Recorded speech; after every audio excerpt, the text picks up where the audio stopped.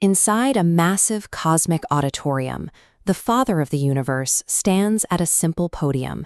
He has just announced a total restart for the cosmos, preparing to rewrite the fundamental laws governing all of existence. Before the discussion even begins, the atmosphere shifts and a chorus of angels fills the room. Beside the Father, the Divine Mother materializes in a burst of iridescent fire, immediately commanding the room's attention. She makes it clear she is no longer willing to be a backseat passenger. Having been excluded from these discussions for thousands of years, she demands an active role as a co-creator with her own thinking mind and fierce heart. The era of patriarchal cosmic planning has ended. Souls must now adapt to the Mother's new standards if they expect to survive the transition into the next universe. Mother identifies a major obstacle to spiritual growth. Souls are stubbornly clinging to their past lives and obsessing over the remains of their dead physical bodies. Holding on to a dead body is like a tree in spring trying to staple its crunchy brown autumn leaves back onto the branches. When those leaves inevitably crumble away, waiting thousands of years for decayed remains to reanimate serves no purpose. A physical body is a temporary tool for a single lifetime. Clinging to an old avatar prevents the soul from moving into a new home and advancing to the next stage of cosmic education. To fix this, Mother decrees that physical corpses should be cremated and their ashes scattered. This action serves to permanently sever the bond between the soul and the old body, freeing the spirit to enter a new one. Souls are now required to weave their own heavenly garment. This afterlife body must be forged out of mystic fire rather than physical atoms.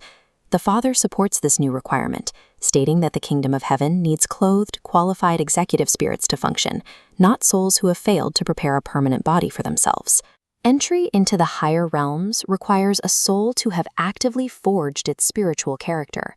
This character becomes the permanent uniform you wear in the afterlife. Within the physical realm, Mother is implementing a system of ongoing micro-judgments. Instead of waiting for a single review at the end of a lifetime, souls will receive continuous feedback on their choices. This new feedback includes X-ray vision, allowing souls to see the internal damage caused by drugs, alcohol, and cigarettes in real time. She issues a sharp warning against treating children like experimental subjects, specifically regarding gender reconstruction surgery and puberty-blocking drugs. She refuses to tolerate mankind acting like mad scientists on her children. The physical body is a sacred temple for the Holy Spirit while it is alive. Reckless treatment of that temple now triggers immediate karmic consequences so that souls know exactly where they are failing. The Divine Mother also asserts for authority over the unborn, stating that a soul is assigned to a fetus at the moment of conception and waits anxiously to be born. Ending an unborn life carries a severe mirrored penalty. Perpetrators will face repeated miscarriages in their future cycles until they understand that life is sacred and untouchable. These rules protect the path for souls wanting to return to soul school, to be with loved ones, to assist others, and continue their evolution. To clarify the nature of these students, the Savior steps forward to explain the composition of the soul. The spirit spark is the living potential of God, the eternal core remaining even as worlds change. To experience free will, this spark wraps itself in layers of mind, emotion, and flesh, descending into a human silhouette. It is important to distinguish between the spirit, which can never die, and the soul, which can easily lose its way or become lost in its own choices.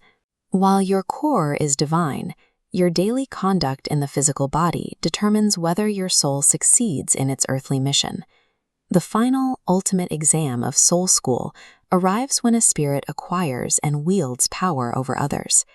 The Savior explains that power does not change an individual's character.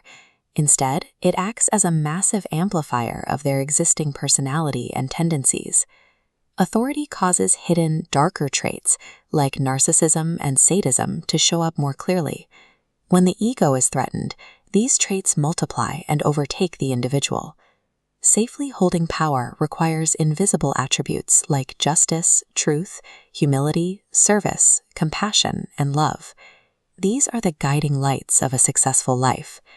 The teachings of Crysticism provide the specific knowledge needed to help souls become healthy, wealthy, wise, and powerful enough to handle these challenges. True cosmic power is a massive responsibility. The universe's fierce new rules ensure your soul is strong enough to handle the authority you are meant to exercise in the kingdom to come.